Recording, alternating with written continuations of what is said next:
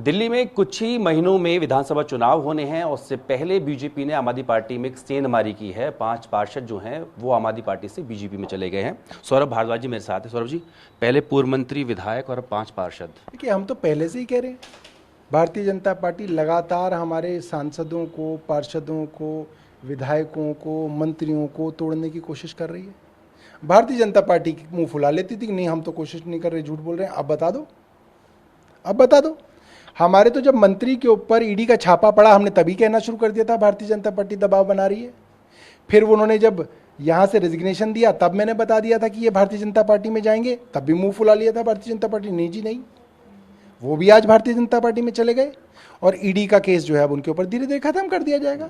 तो ये सब तो भारतीय जनता पार्टी लगातार कर रही है और सिर्फ दिल्ली में नहीं, हर जगह करने की कोशिश कर रही है। आप कह रहे हैं डर का माहौल है, वो डर क्या एजेंसीज का मान रहे हो, किसी और चीज का मान रहे हो? देखिए, एजेंसीज का भी डर है। अब आप देखिए ना, जब 1100 पेड़ इलीगली काट दिए गए, किसी अफसर की हिम्मत नहीं कि वो एलजी को ये बता दें कि आप ये इलीगल काम कर रहे हैं, तो आप सोच सकते हैं पार्षद तो बहुत छोटी मोटी चीज़ है।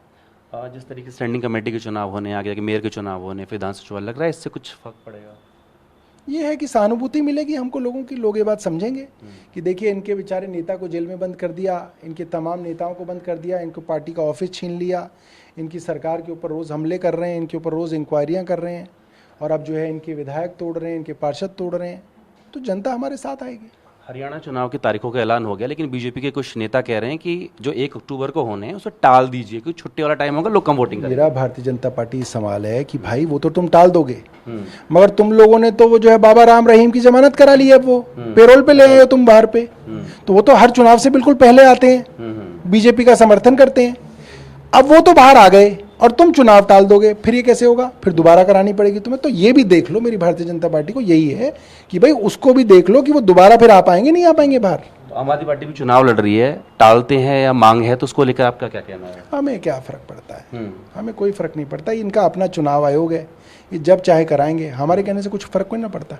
आखिरी सवाल, अब बहुत समय से आम आदमी पार्टी सवाल खड़ी करते रही है और सवाल की मांग की है कि ओल्ड पेंशन स्कीम लेके आए, लेकिन सरकार अब यूनिफाइड पेंशन स्कीम लेके आई है, इसको आप कैसे देख रहे हैं?